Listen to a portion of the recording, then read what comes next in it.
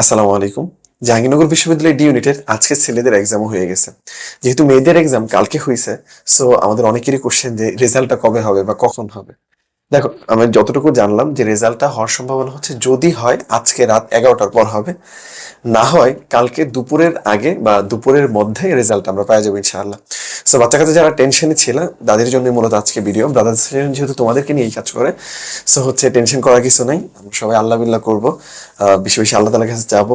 আল্লাহ তালা যেন সবার জন্য সহজ করে দেয়। আর তোমার তো সব সিট দরকার নেই, ঠিক আছে? কোশ্চেন যেমনই হোক না কেন, যেহেতু এবার শিফট ভিত্তিক রেজাল্ট হচ্ছে, সো এটা সবার জন্য একটা ব্লেসিং টাইপের।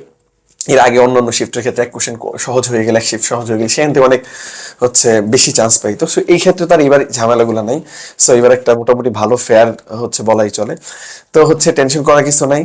আমার হিসেবে যে যদি একটু আস্তে ধীরে বা একটু লেটে এক্সাম হয়, সেটা আসলে আমার জন্য ভালো, কারণ আমি আল্লাহ তালার কাছে বেশি বেশি কান্নাকাটি করতে পারবো, আমি বেশি বেশি মনোজাত করতে পারবো, আমি বেশি বেশি চাইতে পারবো যে না, আল্লাহ তালা তুমি আমার একটা সিট দরকার, তুমি আমার একটা সিট দিয়ে দাও। সো হচ্ছে আমরা এখন অনেকে বাড়তি টেনশন করি, টেনশন করার কিছু নেই। সো হচ্ছে বেশি বেশি আল্লাহ তালার কাছে চাও, আর হচ্ছে যা হবে ভালোর জন্যই হবে। আর ব্রাদার সেশন সবসময় তোমাদের সাথে আছে, সাথে থাকবে ইনশাআল্লাহ। আর অবশ্যই তোমাদের রেজাল্ট, যারা আমাদের ব্রাদার সেশন স্টুডেন্ট আছো বা যারা আমার ভিডিওটা দেখতেছো, তোমাদের রেজাল্ট অবশ্যই আমাদেরকে জানাবা। ভাইয়ারা খুব খুশি হবে। সবাই ভালো থাকবা। আর ইনশাআল্লাহ দেখা হবে বিজয়ে জানবিবিতে কোনো এক চায়ের আড্ডায়।